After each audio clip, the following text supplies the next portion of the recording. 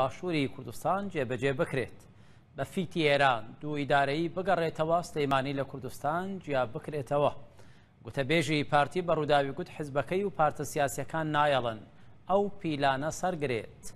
محمود محەممەد دەڵێ ئەگەر ئەوە ڕوو بدا ئیدی سلەیمانی وەک نەجەف و دیوانیە تەماشا دەکرێت.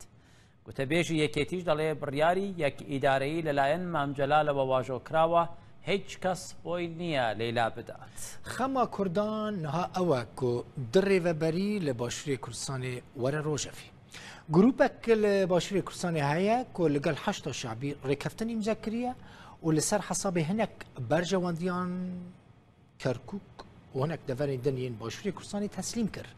بەردەفکەیانەکەی سادی ئەحمەد پیرە گوت کۆ بریار ئەوە تەنێ یەک ڕێڤەبەری لە کوردستانی وێ هەبە و ئەڤژی بریارە مام جەلال بوو و تو کەس نکارەوێ بریاری هەڵبەشینە.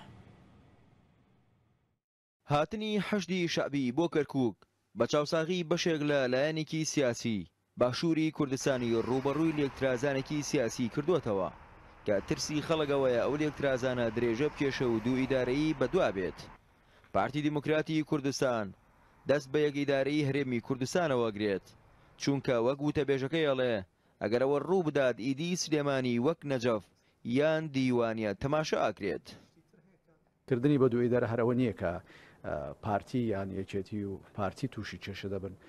خەڵکێکی زۆر هەیە لە مەودواکە لەسەر ئەم بابەتە تووشی کێشە دەبێت لەسەر ئەوە لایەکی تریشی کەواتە ئەم هەموو هەوڵ و کۆشێکە دامانە بۆی کە قوارەیەکی سیاسی کوردستانی دروستکەین و ئەو هەموو قوربانیانێکە دامانە لە پێناویدا بە فیرۆچ و سپینە هەر شتێک بەسەر سلێمانی بێ وەکو پارێزگایەک لە پارێزگاکانی دیکەی وەکو ئەمبار وەکو نەجەف وەکو کەربەلا یان وەکو دیوانیە ڕەفتار لەگەڵ سلێمانی دەکرێت. ئایا ئەمە بەست بۆ کە خەڵکی سلێمانی هەموو قوربانی داوە بۆ ئەوی ئەمە بکات تەسەوڕ ناکەین کە ئەمە مەبەستیان بوو بێت.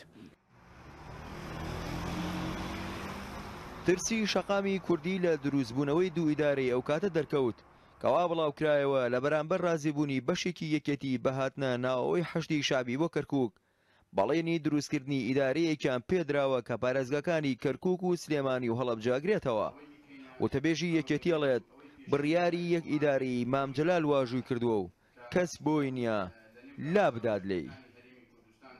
ئێمە مەسەلەی دوو ئیدارەی ڕەتمان کردەوە لە کاتی خۆی زەحمەتی زۆر دێت خەڵکی کوردستان لە ئاسایی دوو ئیدارەی و هەڵقەندنی عائیلە لێرە بۆ جێشکە بۆ ئێرە و مەسەلەی کۆتایی هێنان بە دوو ئیدارە ئیمزای مامجەلالی پێوەیە و ئەوە کەس ناتانە تێکیدا. دوای ڕووداوەکانی کەرکووک 32 حیزبی کوردستانی بۆ یەکەم جار کۆبوونەوە. ئەوانەڵێن لەتکردنی کوردستان هێڵی سوورە و چەندین ساڵ دەمانگێڕێتەوە بۆ دواوە. هەممان کۆشی لەسەرەوەی کە دوو ئیدارەی مەرفوزە ڕەتی دەکەینەوە خەڵکی کوردستان نزیکی 80 ساڵە خەبات دەکات لە بێنە ئەوەیکەوە میلەتێک بێ خاوەنی سەروەری کیان و یەک قەوارە بێتن لەبەرەوە هەر هەنگاوە بە پێچەوانەی ئەوە بێ پێچەوانەی خواسی گەلی کوردستان لە ماوەی 10 ساڵی ڕابردووە بازەکەیشی ساڵانی داهاتووی دەکەن. حکوومەتی هەرێمی کوردستان 12 ساڵە بە یەکگرتووی ماوەتەوە.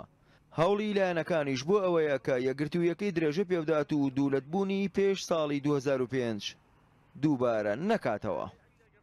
هەرێمی کوردستان بەو یەکگرتوویی کە لە چەند ساڵی ڕابردوو هەی بوو دەویست هەنگاوی گەورەتر بنێ بەڵام حکوومەتە دژەکانی ناوچەکە و بە هاوکاری هەندێکی ناوخۆ دایانەوێ بیبەنەوە بە ساڵانی نەوەتەکان. ئێستا حیزبەکان ئەڵێن هەرچی ڕوودەدا و دەگوزەرێ نابێەوە بکات کە حکوومەتی هەرێمی کوردستان دوولەت بکات.